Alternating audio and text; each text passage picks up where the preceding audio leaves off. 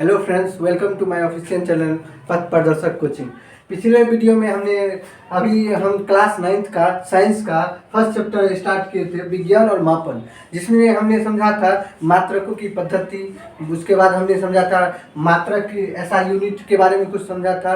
उसके बाद हमने मात्रकों की जैसे व्युत्पन्न राशि, आधारी राशि, ये सब के बारे में पिछले वीडियो में चर्चा किया था। आज हम लोग स्टार्ट करेंगे। आज इस वीडियो में हम लोग देखेंगे ऐसा यूनिट के बारे में। तो ऐसा यूनिट के बारे में आखिर हमको ऐसा यूनिट की जरूरत क्यों पड़ी? तो जरूरत जैसे हम पिछले वीडियो में देखे थे FPS, CGS, MKS। हमने बताया था आपको पिछले वीडियो में FPS को ब्रिटिश पद्धति कहते हैं, इसको मीटरी पद्धति कहते हैं। तो ये हुआ ब्रिटिश पद्धति और मीटरी पद्धति, ये फ्रांसीसी के द्वारा खोजा गया था। तो होता ये था कि जैसे ये आपका ब्रिटिश पद्धति थी तो वहाँ आपके लिए द्रव्यमान के लिए पाउंड का यूज होता था, और फ्रांसीसी पद्धति इसमें द्रव्यमान के लिए ग्राम का यूज होता है। तो जैसे मान लीजिए कि आप बिहार के हैं, मान लीजिए आप बिहार के हैं, तो बिहार में हर डिस्ट्रिक्ट का अलग अलग लैंग्वेज है। तो वहाँ के भाषा में जैसे कहीं आपको वजन के लिए पहले शेर का यूज करता था, कहीं कुछ करने का, तो हर जगह का आदमी नहीं समझता था। उसी तरह से FPS, CGS और MKS थे। तो इस प्रॉब्लम को सॉल्व करने के लिए एक अंतर्राष्ट्रीय बैठक बुलाई गई, और इस प्रॉब्लम को सॉल्व करने के लिए डिसाइड किया है कि आखिर इस प्रॉब्लम को हटाया कैसे जाए। तो उन लोगों ने डिसाइड किया और 7 ऐसा यूनिट का खोज किया।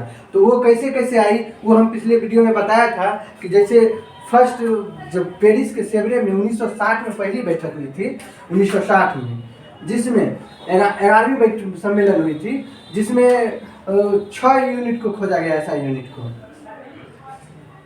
और उसके बाद 1970 में फिर बैठक हुई, लेकिन 1960 में जब पेरिस के सेवरे में हुई थी उस समय लागू नहीं किया गया था। फिर 1970 में हुई थी, इसमें 14वीं सम्मेलन थी। तो उसमें एक और मात्रक को खोजा गया जिसको मोल कहा गया। उसके बाद फाइनली 1971 में 7 मात्रकों का प्रयोग कर लिया गया। तो अब क्या हुआ कि पूरे विश्व के लिए 7 मात्रक को डिसाइड कर दिया गया कि यही 7 मात्रक पूरे विश्व में अब कहीं भी जाए तो मीटर के लिए जैसे लंबाई के लिए मीटर, ऐसा नहीं कि अब फुट में नापिएगा, ऐसा नहीं। अब मीटर हर जगह पूरे विश्व में आपको अगर कहिएगा लंबाई में हमको मीटर में चाहिए इतना मीटर, तो आप वहाँ का आदमी समझ जाएगा कि हाँ ये मीटर में चाहिए हमको। तो अब समझते हैं जैसे 7 कौन कौन सी मात्रक थी वो हम समझते हैं। जैसे आधारी राशि कौन कौन थी 7? पहला देखते हैं। पहला ऐसा आधारी राशि कौन है? लंबाई, जिसको इंग्लिश में लेंथ कहते हैं। इसका ऐसा यूनिट डिसाइड किया गया मीटर, और इसको संकेत के रूप में दिया गया छोटा m। उसके बाद आप दूसरा आधारी राशि कौन है? तापमान, जिसको आपको टेम्परेचर बोला जाता है। इसका आपका ऐसा यूनिट कौन है? क्या दिया गया? केल्विन, जिसे आप संकेत रूप में कैपिटल के, ना कि स्मॉल के, कैपिटल के दिया गया इसका संकेत में। और आगे जब आप जाइएगा तो इसको थीटा से भी डिनोट किया जाता है, इसका संकेत थीटा भी दिया गया है। अब तीसरा है आधारी राशि कौन सा डिसाइड किया गया? समय को, जिसे टाइम कहते हैं। और इसका ऐसा यूनिट क्या डिसाइड किया गया? सेकेंड आप पिछले वीडियो में हम बताया था जैसे FPS, CGS, MKS, तो तीनों में सेकेंड था। तो सेकेंड में कोई छेड़छाड़ नहीं हुआ, बस समय के लिए सेकेंड को ही डिसाइड किया गया। इसका संकेत क्या दिया गया? स्मॉल s दिया गया। अब चौथा कौन सा है? द्रव्यमान के लिए क्या डिसाइड किया गया? जैसे मास के लिए क्या डिसाइड किया गया? किलोग्राम। इसका असाइनमेंट क्या डिसाइड किया गया? किलोग्राम। इसको संकेत के रूप में क्या दिया गया? कैपिटल K और G।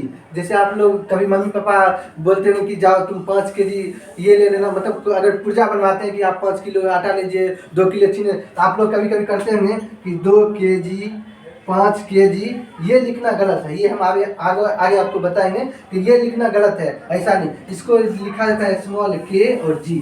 जब k लिखते हैं तो आधा से नीचे लिखिएगा k और G, तब छोटा k और G लिखा जाता है। अब पांचवा आपका आधारी राशि का जो विद्युत धारा, इलेक्ट्रिक करंट, इसका ऐसा यूनिट डिसाइड किया गया एम्पियर, जिसको कैपिटल A से डिनोट किया गया। जिससे इलेक्ट्रिक करंट, विद्युत धारा का क्या याद कीजिएगा? एम्पियर। इसको क्या संकेत दिया गया है? Small capital A। अब 6 नंबर पे कौन था? तो आधारी राशि ज्योति तीव्रता, जिसको इंग्लिश में कहते हैं ल्यूमिनियस इंटेंसिटी, इसका क्या दिया गया सर यूनिट?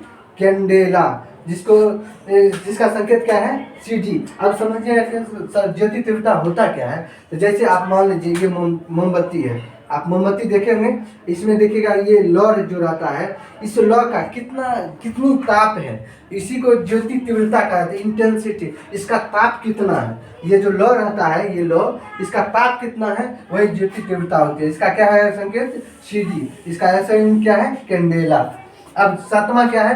पदार्थ की मात्रा, जो सबसे लास्ट में 1970 में जो इसको जोड़ा गया था। तो इसका क्या दिया गया था यूनिट? मोल, जिसको इसका संकेत क्या है? Capital N, sorry small n, और इसको मोल भी कहीं की आपको लिखा मिलेगा। अब हमने 7 आधारी राशि का देख लिया, ऐसा यूनिट क्या है, संकेत क्या है। अब हम इसके कुछ 2 और छूट गई थी, जो मतलब बाद में उसको जोड़ा गया। तो उसके लिए जैसे ये मान लीजिए ये समतल सतह है, इसका कोण के लिए भी तो कुछ होना चाहिए ना आपको, तो बाद में इसको जोड़ा गया। जैसे समतल कोण और घन कोण और समतल कोण। जैसे ये देखिए, ये जो एंगल है, ये समतल कोण पर ये जो एंगल है, इसे डिसाइड करने के लिए इसको रेडियन में मात्रा किसका दिया गया? इसका ऐसा यूनिट क्या दिया गया है? रेडियन। और जैसे घन कोण में कैसे आ गया? जैसे मान लीजिए कि जैसे ये है और मान लीजिए ये है, इस बीच में जो जैसे ये है, मान लीजिए ये है, ये आपका इस बीच का जो एंगल नाम 3D शेप में, जैसे आप मान लीजिए ये है, आपको फिगर में समझिए, जैसे ये फिगर है, लंबाई चौड़ाई ऊंचाई ये है। इस कोण के माप के लिए, इस कोण में जो इस तरह का जो बीच में कोण जो माप बनता है, उसके माप के लिए घन कोण बनाया गया, सॉलिड एंगल, इसको स्टेरेडियन में मापा गया, जिसका संकेत क्या दिया गया है? SR। इसका घन कोण का ऐसा यूनिट क्या है? स्टेरेडियन, जिसका संकेत क्या गया है? SR।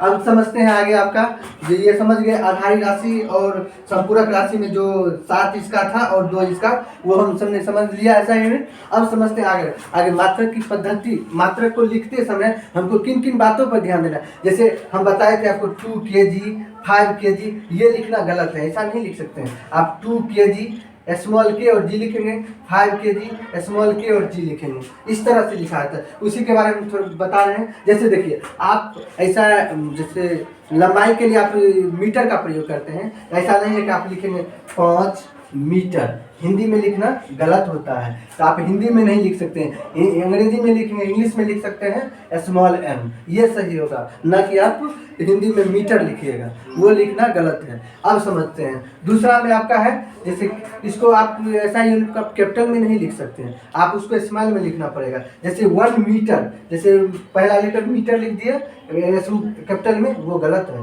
जैसे 1 एम्पियर, ये भी गलत है, ये दोनों गलत है लिखना। आपको लिख सकते हैं 1 मीटर, तो ये सही है, और 1 एम्पियर ये सही है। आप स्मॉल में लिखिएगा हर हमेशा, जब भी आप यूनिट लिखे तो स्मॉल लेटर का यूज करें, ना कि कैपिटल का। अब देखिए, जैसे आप प्लूरल का प्रयोग नहीं कर सकते हैं। जैसे ये देखिए 5 ग्राम, ये लिखना गलत है, 5 ग्राम होगा।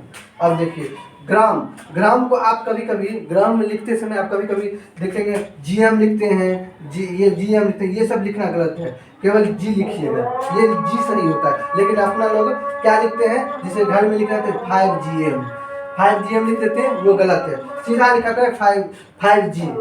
लेकिन गांव घर में, चाहे घर में पापा मम्मी जब कुछ मंगाने के लिए बोलते हैं, जब आप पर्ची तैयार करते हैं उसमें आप 5GM लिखते हैं, वो गलत है। आज से आप ऐसा गलती ना करिएगा। अब समझते हैं कैलविन में आप कैपिटल K का यूज कीजिएगा, ना कि स्मॉल k का। स्मॉल k का यूज करना आपका गलत होगा। जब भी यूज करिएगा कैलविन के लिए तो कैपिटल K करना है। उसके बाद किलोग्राम के लिए आप जब भी यूज कीजिएगा, ना कि जैसे कैपिटल K और G, ये लिखना गलत, स्मॉल और kg सही है, ना कि कैपिटल kg, ये भी गलत है। बस आपका सही क्या हो जाएगा, स्मॉल k और G। आप हर हमेशा ये लिखते समय ध्यान दीजिएगा। तो हमने समझा आज क्या, ऐसा यूनिट के बारे में समझा जो आधारी राशि के लिए 7 है और संपूरक राशि के लिए, सप्लीमेंट्री क्वांटिटी के लिए 2 है, वो हमने समझा। मात्रक कैसे लिखेंगे वो समझा। तो आज के वीडियो में बस इतना ही। अगर आपको वीडियो कैसा लगा, वीडियो के कमेंट में, और वीडियो अच्छा लगे तो लाइक और चैनल को सब्सक्राइब कीजिएगा। मिलते हैं नेक्स्ट वीडियो में, तब तक के लिए धन्यवाद।